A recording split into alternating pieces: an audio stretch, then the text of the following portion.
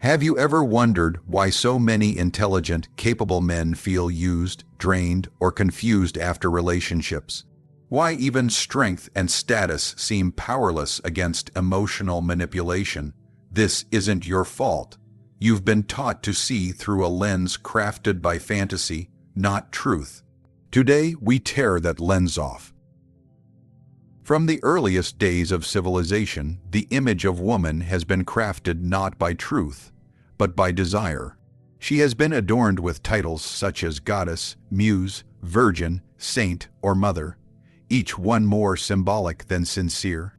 At the Imaginean, the illusion of idealized femininity is not simply a misunderstanding.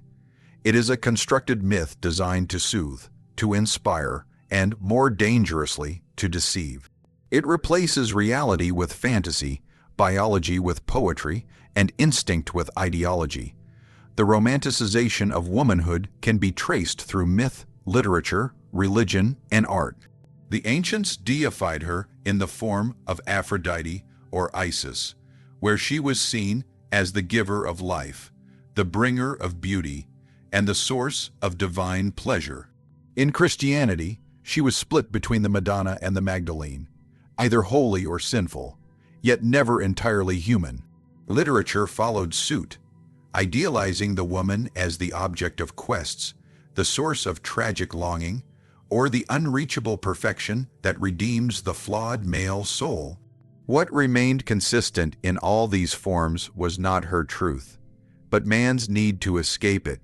Behind the veil of these cultural constructions lies something far simpler, and therefore far more unsettling. The woman is not a divine being, nor a flawless creature of light and compassion. She is a product of nature, shaped by the same forces that shaped man: survival, reproduction, selection. But unlike man who builds outward to conquer his world, woman turns inward, mastering the art of appearance, emotion, and subtlety. Her weapons are not physical but psychological: suggestion, ambiguity, rhythm, and softness. These tools have been misread as weakness, but in reality, they are forms of power more ancient and more precise than brute strength. To romanticize femininity is to betray reality. It is to ignore that at the root, female behavior, like male behavior, is governed by natural law. Woman, as part of the reproductive equation, has always had more to lose in the biological gamble. This vulnerability gave rise to instinctual hyper-selectivity, to the need to secure protection, resources, and strength from those she mates with. These needs have not disappeared in the modern world. They have only been dressed in the language of relationships, love, and compatibility. Yet beneath the surface, the primal dynamics remain: attraction to dominance, preference for security, and a survival mechanism cloaked in charm. The idealization of femininity distorts all of this. It does not just blind man to her nature, it blinds woman to herself. When a culture teaches a woman that she is noble by default, virtuous by essence, and incapable of moral corruption due to her gender, it deprives her of depth and responsibility. She is no longer a participant in the moral order, but a symbol of purity, to be admired and defended, not questioned or understood. In this way, the illusion serves both as pedestal and prison. It flatters and flatlines. This illusion leads to immense suffering, not because women are deceptive, but because men choose to remain deceived. A man in love with the fantasy of woman is not in love at all. He is in love with a hallucination, an echo of his own longing, dressed in flesh. This hallucination makes him vulnerable not just emotionally, but existentially. He believes he has found peace, but he has only submitted to an archetype. He believes he has found meaning, but he has only circled back to the ancient myth of the redemptive feminine. To believe in idealized femininity is to willingly deny reality in exchange for comfort, and this comfort is not without cost. It weakens judgment, clouds discernment, and leads men into emotional enslavement. When the woman does not live up to the fantasy, as she cannot, because no human can, the man feels betrayed. But it was never she who betrayed him. It was his refusal to see her as she is, flawed, complex, strategic, instinctual. Not divine, but real. This illusion does not only distort interpersonal relationships, it erodes male identity. When a man bases his self-worth on his ability to serve, attract, or please the idealized woman, he is no longer grounded in his own truth. He orbits her like a satellite, and his purpose becomes reactive rather than generative. His strength becomes dependent on approval, and his decisions shaped by emotional volatility. What began as admiration becomes addiction. What began as love becomes submission. Modern media has only worsened this condition. Movies, songs, and stories rarely portray women as they are. They show us angels, dream girls, and saviors. Rarely do they show the quiet calculus, the instinctual maneuvering, the biological intelligence that drives her choices. These elements are neither evil nor good, they are simply real. But reality is rejected in favor of fantasy, because fantasy sells, and reality demands responsibility. The illusion of idealized femininity is not just a cultural lie, it is a psychological trap. It thrives on male loneliness, feeds on his yearning, and thrives in his lack of self-knowledge. It promises fulfillment, but delivers confusion. And yet, to challenge this illusion is considered cruel, misogynistic, or bitter. But it is not hatred that dismantles the illusion. It is clarity, and clarity requires courage. Nature does not concern itself with fairness, morality, or sentiment. Its purpose is blind continuity, not comfort. It rewards only what survives and replicates. When we strip away the poetic layers of civilization, all creatures are bound by one commandment: persist. In this cold equation, woman has been shaped not by ideals, but by necessity. Every trait, every instinct, every nuance of behavior that defines the feminine character has its origin in one question: what must be done to survive and to ensure the survival of offspring? Unlike man, whose role in nature often required confrontation with the external world, hunting, war, building, exploration, woman's evolutionary imperatives were centered on preservation, selection, and influence. Her strength does not manifest in conquest, but in control, not in destruction, but in discernment. She is the gatekeeper of life, the chooser, the vessel. And for this reason, nature crafted her not with brute force, but with strategic elegance. Her body became a symbol of attraction, her mind a mechanism of selection. While man was sculpted to endure danger, woman was designed to avoid it. From this, we begin to understand why certain behaviors are not cultural inventions, but biological inevitabilities. The coyness, the indirectness, the emotional intelligence, the ability to read intent and manipulate outcome. These are not superficial traits. They are deeply ingrained mechanisms that serve the purpose of navigating male attention, evaluating risk, and securing long-term investment. Where man was wired to spread, woman was wired to choose. One scatters, the other selects. This asymmetry, this divergence in reproductive roles, birthed a ruthless balance. While men could afford to be reckless with their seed, women could not afford to be reckless with their womb. A single mistake could mean death for her and the child. This risk created an intense filtration system in the feminine psyche. It made her more selective, more cautious, more calculating in her emotional investments. Trust became a commodity, not freely given but earned through signs of strength, stability, or status. And once given, it remained provisional, always subject to reassessment. In this way, female behavior is not governed by malice, but by deeply embedded instinctual patterns. If she appears to favor the powerful over the kind, it is not a flaw.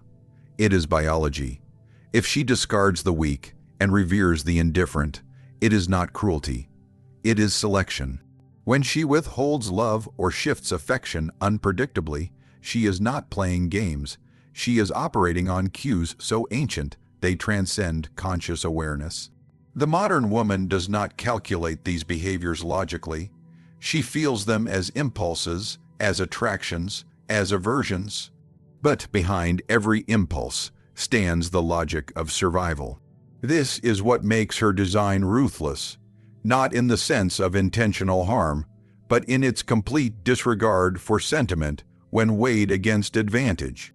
A man may love her deeply, offer loyalty, sacrifice, tenderness. None of these guarantee reciprocation.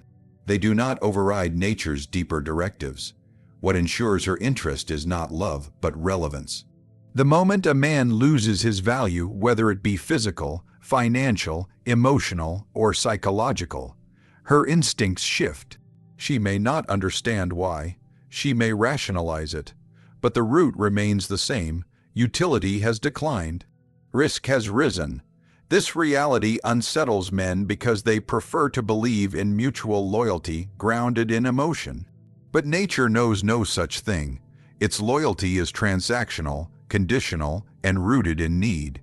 Even the maternal instinct, often hailed as the purest form of love, has a limit.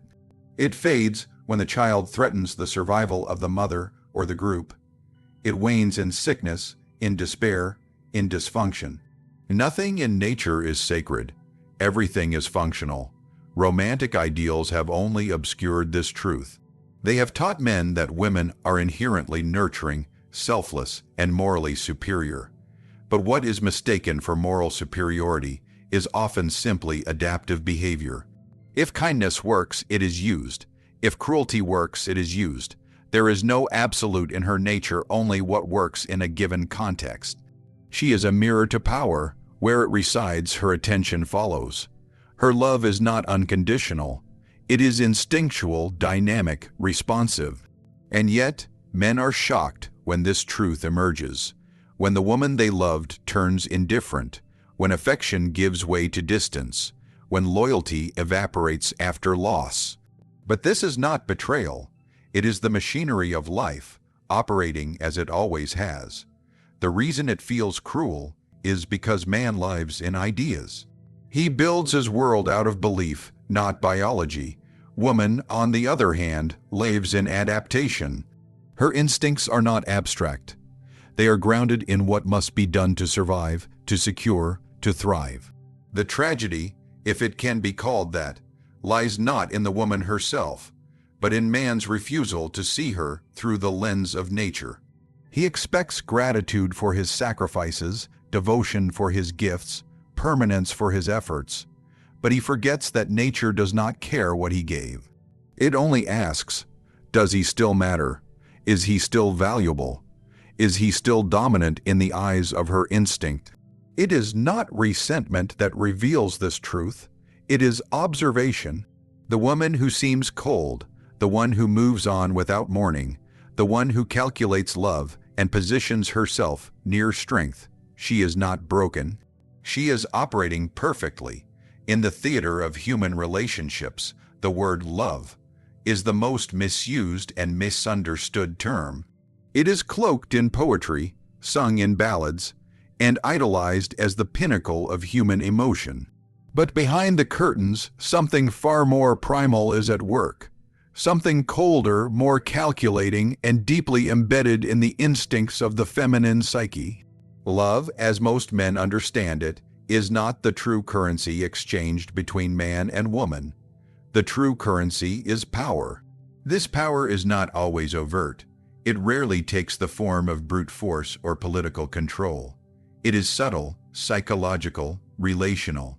It exists in the glance that draws attention, in the silence that creates doubt, in the approval that feeds a man's self-worth. The power of woman lies in her ability to shape perception, his perception of himself, his value, his worthiness.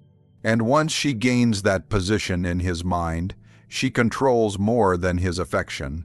She controls his behavior, his decisions, and his sense of purpose. From adolescence, woman learns that her appeal gives her influence. She does not have to conquer the world by force, for she learns how to make the world bend around her. While man is taught to achieve and impress, she is taught to receive and evaluate. Her beauty, her demeanor, her expressions, all become tools of leverage. She learns not only how to attract, but how to withhold, how to provoke, how to suggest. And the more a man desires her, the more leverage she gains. Many men fall into the illusion that love is the goal, that devotion is the prize. They offer commitment, service, adoration, thinking these acts will be returned in kind. But love in the feminine mind is rarely given freely. It is a negotiation, a trade, a conditional engagement rooted in what the man represents. He is not loved for who he is in isolation, but for what he provides, whether it is protection, status, influence, or emotional intensity. Love is a response to perceived strength, and strength, in her eyes, is power. This is why indifference often triumphs over affection. The man who withholds attention, who controls his emotional output, who is selective with his vulnerability, he is perceived as strong. He has not surrendered his frame. The man who drowns her in compliments, who loses himself in neediness, who worships her presence, he is seen as weak. He has given up his power in exchange for emotional closeness, and that closeness becomes suffocating. It becomes unattractive. Power determines everything. A man who possesses it does not need to ask for love, for it is drawn to him. A man who lacks it cannot force love, no matter how pure his intentions. This principle confuses many men because they associate morality with reward. They believe that being good, honest, and generous should earn affection. But the feminine instinct is not wired for fairness. It is wired for survival. It selects not based on virtue, but on dominance. Not on gentleness, but on stability. Not on sentiment, but on signal. Even in long-term relationships, this power dynamic remains active. If a man becomes complacent, if he loses his edge, his ambition, his decisiveness, her instincts begin to shift. She may not consciously understand it, but something in her withdraws. Respect fades, attraction wanes, contempt grows. And this change is not malicious. It is biological. She was drawn to his strength, and the moment that strength declines, her interest follows. She may rationalize her withdrawal with superficial reasons, but the true cause is always rooted in the power exchange. This truth reveals itself in moments of crisis. When a man loses his job, when his reputation is damaged, when his social standing collapses, observe what happens. If her loyalty remains, it is often temporary. If her affection persists, it is often strained. In the absence of power, love suffocates. She may pity him, she may feel sadness, but she will no longer feel desire. For desire is not born of closeness, it is born of tension, of polarity, of asymmetry. And asymmetry is rooted in power. This is why emotional dependency is fatal for a man. The more he invests his identity in her approval, the more he erodes his own position. If he begins to orbit her, to seek constant reassurance, to prioritize her mood over his mission, she senses the imbalance. She sees that he no longer stands as a self-contained being, but has become emotionally tethered to her validation. At that moment, his power evaporates, and with it, her desire. Woman does not seek a man to complete. She seeks a man to follow. Not with blind submission, but with unconscious alignment. She wants to feel pulled into his gravity, to orbit something stronger than herself. When he provides that strength, she feels secure. When he loses it, she feels exposed. She may not articulate it, but she will react to it. This is why some women become hostile, distant, or hypercritical, seemingly without reason. They are responding to a shift in the power dynamic, not out of cruelty, but out of instinct. Power, therefore, is the root of her attraction, her commitment, and her emotional investment. Love, as it is commonly portrayed, is a decorative myth layered on top of this truth. Men who fail to grasp this suffer endlessly. They chase shadows, misread signals, and remain confused by the volatility of feminine behavior. But those who understand that love follows power, not the other way around, begin to see clearly. They stop begging for affection and begin embodying strength. They stop reacting to her moods and start setting the tone, and in doing so, they reclaim their position, not as servants of love, but as sovereigns of their own value. Civilization has dressed the primal in lace and poetry. It has wrapped instinct in ideology, presenting man and woman as equal in nature and desire. The modern mind insists that both genders long for love in the same way, that relationships are built on mutual respect and emotional balance. Yet this illusion, though comforting, collapses under close observation. What man and woman seek from each other is not equal, not symmetrical, and not interchangeable. Their desires are fundamentally misaligned, and this misalignment is the very engine of their attraction, confusion, and suffering. Man desires beauty, softness, and validation. His longing is often straightforward. He wants affection, sexual access, and a sense of being chosen. These cravings are visceral, visual, and immediate. He is drawn to appearance, to youth, to vitality. And once captivated, he attaches emotionally. He begins to project values onto the object of his desire, imagining loyalty where there is strategy, imagining permanence where there is utility. His desire blinds him. He often mistakes receptiveness for affection and kindness for depth. He falls in love not with a person, but with a possibility. Woman, on the other hand, does not desire in the same way. Her attraction is rarely immediate and seldom fixed. It unfolds, adapts, and sharpens based on signals of power, certainty, and dominance. She is drawn to the man who stands above, not beside.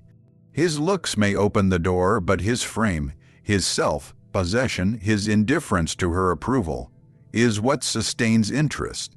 She seeks not the man who desires her most, but the one who is least affected by her charm. Her deepest impulse is to submit to strength, not to indulge sentiment. Equality in this context is a modern fantasy.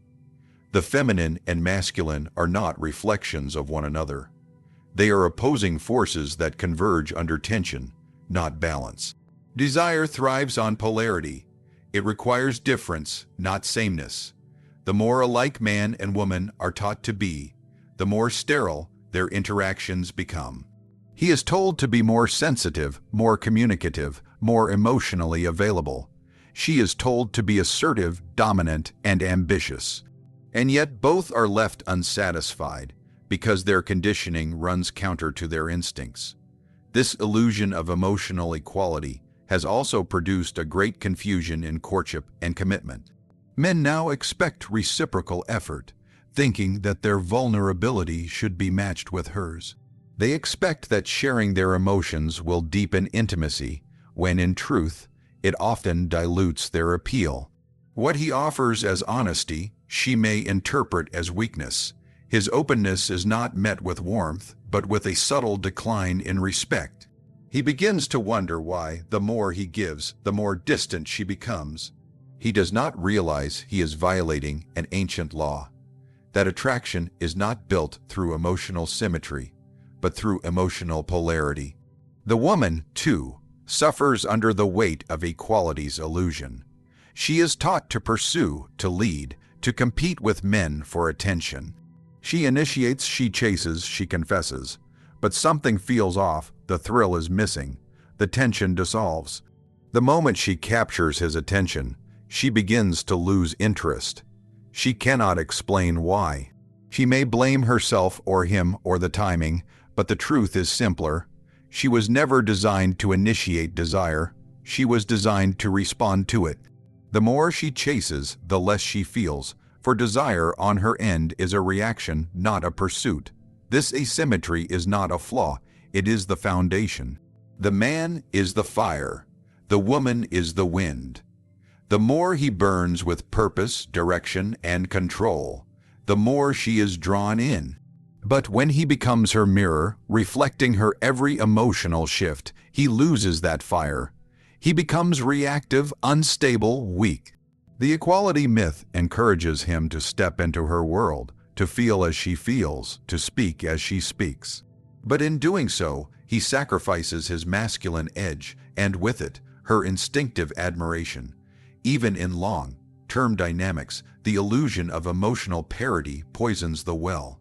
Arguments arise from unmet expectations. He wants affection without earning it. She wants strength without challenge. He believes communication will fix everything, not realizing that over-communicating emotion kills tension. She believes he will understand her cues intuitively, not realizing that his mind does not function on subtlety. They both speak different languages, but equality teaches them to expect mutual fluency. And when that fluency fails to appear, resentment grows. At the societal level, this illusion breeds dysfunction. Romance becomes negotiation. Attraction becomes duty. Women grow contemptuous of the men who follow them, who pander to them, who idolize them. Men grow bitter toward the women who ignore their efforts, their loyalty, their vulnerability. No one wins because no one is allowed to be what they are. The man cannot lead without being labeled controlling. The woman cannot follow without being labeled weak. So they play roles, wear masks, and suffer quietly in the emptiness between pretense and instinct. This is the cruel truth. Desire is not democratic. It does not obey ideological lines. It is not interested in fairness, balance, or equality. It serves one master, nature. And nature built man and woman not to be equal in desire, but to be opposite. It made man a pursuer, a builder of value, a holder of frame. It made woman a responder, a mirror to strength, a test of resolve. Their love is not mutual admiration. It is a dance of dominance and surrender, of strength and softness, of power and polarity. The modern world, in its quest for comfort and equality, has buried inconvenient truths beneath layers of ideology. But no amount of social progress or romantic idealism can erase the deep, primal mechanics that govern male-female dynamics. Beneath the smiles, beneath the gestures of affection, there is a silent current, one ruled not by fairness or emotional parity, but by instinct, power, and nature's design. What we call love is often nothing more than a carefully veiled transaction of dominance and submission, attraction and utility.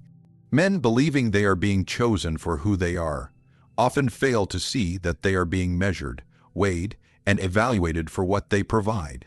Women, too, are not immune to this structure.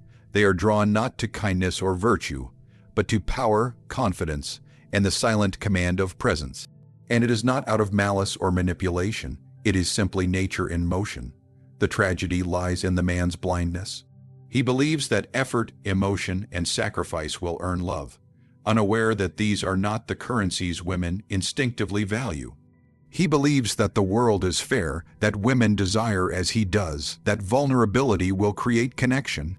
But he is wrong. She may reward strength with affection, but the moment he gives up his power to win her heart, he often loses both. There is no equality in desire, only polarity, only tension, only the eternal game of strength and surrender.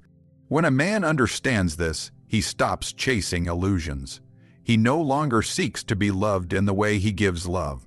He no longer sacrifices his soul for validation. Instead, he reclaims himself. He becomes immovable. And in doing so, he not only commands respect, he evokes the very desire he once begged for. This is not a truth meant to divide, but to awaken. For only in the clarity of what truly governs attraction can a man free himself from confusion, delusion, and needless suffering. When he sees through the veil, he ceases to be a slave to affection and becomes a master of his fate.